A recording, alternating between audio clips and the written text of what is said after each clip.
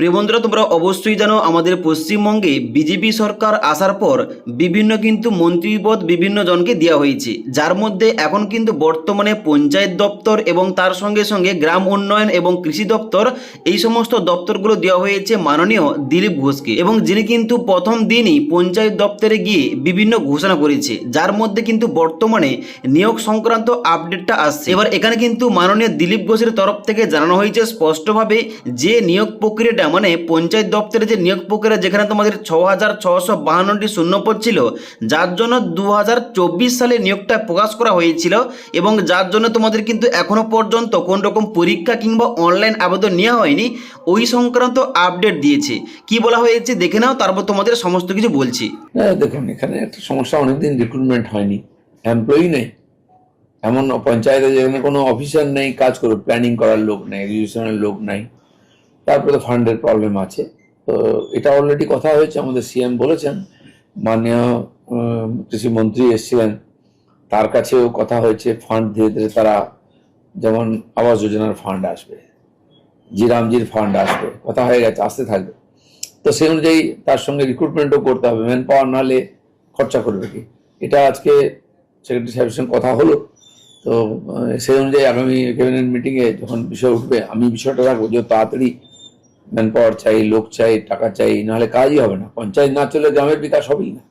তো এখন বর্তমানে আপডেট অনুযায়ী এই যে বন্ধ হওয়া নিয়োগ প্রক্রিয়া, এটা কিন্তু খুব শীঘ্রই চালু হবে, এবং যার জন্য কিন্তু এখানে তোমাদের সমস্ত কিছু কিন্তু আপডেটগুলো আসবে, এবং তোমাদের অনলাইন আবেদন প্রক্রিয়া শুরু হবে। তাই আজকের এই ভিডিওটির মাধ্যমে তোমাদের স্টেপ বাই স্টেপ সমস্ত কিছু বলছি।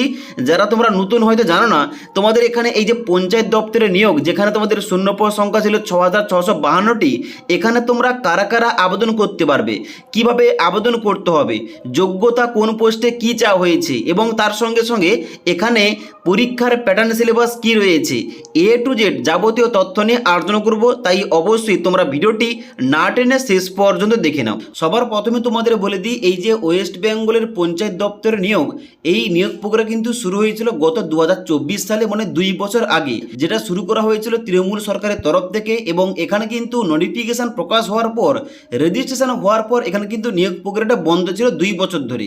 এখন বর্তমানে 2026 সালে বিজেপি সরকার আসার পর এই পঞ্চায়েত দপ্তরের মন্ত্রী হয়েছেন মাননীয় দিলীপ ঘোষ মহাশয়, যিনি কিন্তু প্রথম দিনই ঘোষণা করেছে এখন বর্তমানে লোক সংখ্যা প্রচুর কম এই দপ্তরে, যার জন্য ওই যে নিয়োগ প্রক্রিয়াটা বন্ধ ছিল ওইটা খুব শীঘ্রই চালু করা হবে, যার জন্য কিন্তু বর্তমানে এই আপডেটটা উঠে আসছে। এবার তাহলে এই পঞ্চায়েত দপ্তরের নিয়োগ সংক্রান্ত গুরুত্বপূর্ণ আপডেটগুলো তোমাদের স্টেপ বাই স্টেপ বলছি।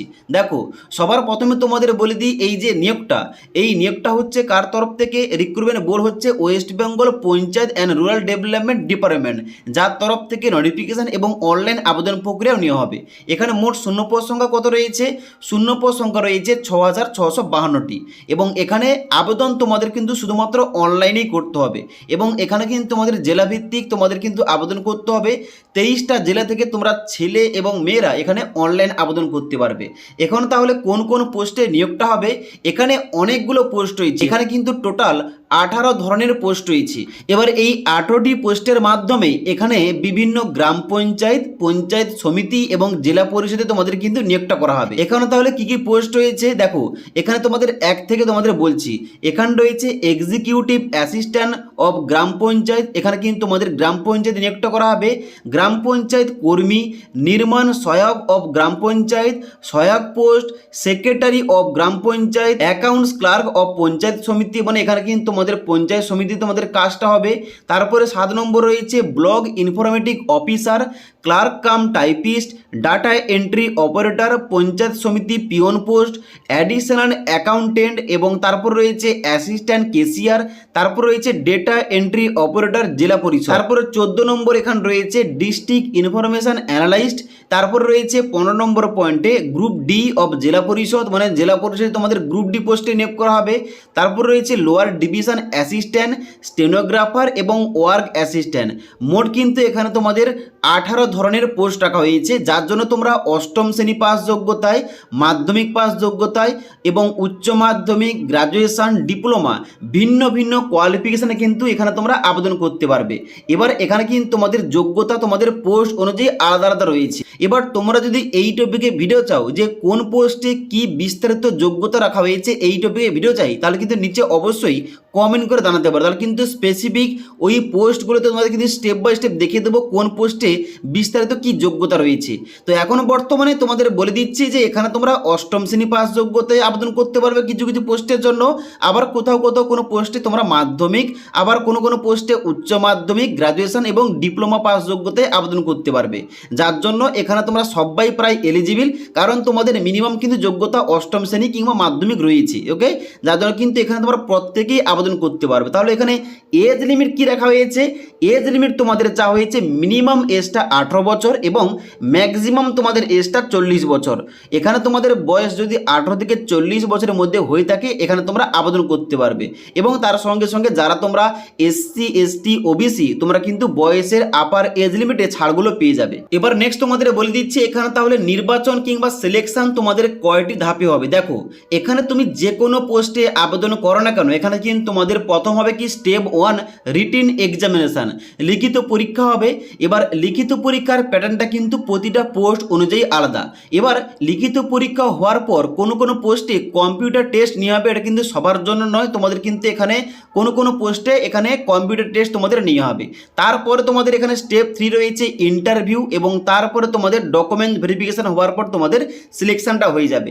এবার তোমাদের পরীক্ষার প্যাটার্ন সম্বন্ধে বলে দিই, যেহেতু এখানে অনেকগুলো মানে 18 ধরনের পোস্ট রয়েছে, যার জন্য প্রত্যেকটা পোস্টের এখানে যোগ্যতা আলাদা, এখানে তোমাদের পরীক্ষার প্যাটার্ন আলাদা, পরীক্ষার সিলেবাসও আলাদা, যার জন্য এখানে কিন্তু একসঙ্গে বলা সম্ভব নয়। তবুও তোমাদের বলে দিচ্ছি এখানে কিন্তু তোমাদের প্রত্যেকটা পোস্টের জন্য এখানে কমন একটা সাবজেক্ট কিংবা টপিক রয়েছে। এখানে তুমি যে কোনো পোস্টে আবেদন করো না কেন এখানে কিন্তু তোমাদের ইংলিশ থেকে প্রশ্ন আসবে, বাংলা থেকে প্রশ্ন আসবে, ম্যাথমেটিক্স অর্থাৎ এরিথমেটিক থেকে প্রশ্ন আসবে, এবং জেনারেল নলেজ এবং কারেন্ট অ্যাফেয়ার্স থেকে প্রশ্ন করা হবে। ওকে, এবার পরীক্ষার সিলেবাস কি রয়েছে, এখানে কিন্তু পরীক্ষার সিলেবাস তোমাদের টপিক অনুযায়ী নিচে আলোচনা করা রয়েছে, দেখতে পাচ্ছ। ইংলিশ থেকে তোমাদের grammar, synonyms, antonyms, sentence correction, vocabulary, comprehension, এই সমস্ত কিন্তু তোমাদের টপিক থেকে প্রশ্ন আসবে। বাংলা থেকে ব্যাকরণ, সমার্থক শব্দ, বানান, বাংলায় প্রতিশব্দ এবং বিপরীতার্থক শব্দ, বাংলায় প্রবাদ এবং বাণী, বাংলার ইতিহাস এবং সংস্কৃতি, এই সমস্ত তোমাদের টপিক কিংবা সাবজেক্ট থেকে তোমাদের প্রশ্নগুলো আসবে। এবার ম্যাথ থেকে তোমাদের কি থাকবে, মানে এরিথমেটিক কিংবা পাটিগণিত থেকে তোমাদের কি আসবে, সংখ্যা পদ্ধতি, লাভ ক্ষতি, লসাগু গসাগু, অনুপাত সমানুপাত, শতাংশ, সরল ও চক্রবৃদ্ধি সুদ, সময় দূরত্ব, গড়, সময় এবং কাজ, এই সমস্ত তোমাদের কিন্তু টপিকগুলো কভার করতে হবে। এবার নেক্সট তোমাদের রয়েছে general knowledge and current affairs.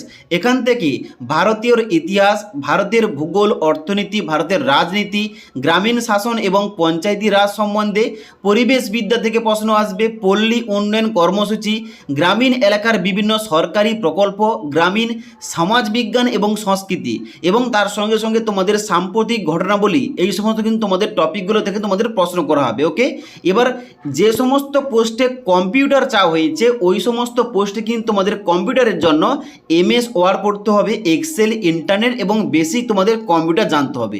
আশা করি তোমাদের A to Z বুঝতে পারলাম।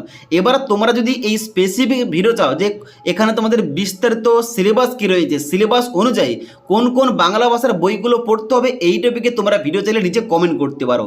এখন তোমরা দেখে নাও এখানে তোমাদের কী কী ডকুমেন্টস লাগবে আবেদন করার সময়। দেখো এখানে তোমাদের কিছু গুরুত্বপূর্ণ ডকুমেন্টস লাগবে, যেমন মাধ্যমিকের অ্যাডমিট কার্ড সার্টিফিকেট, তোমাদের Aadhaar card, caste certificate, residential certificate, passport সাইজের ফটো, এবং তার সঙ্গে সঙ্গে তোমাদের কিন্তু অনলাইন আবেদন করার সময় তোমাদের ফটো সিগনেচার আপলোড করতে হবে।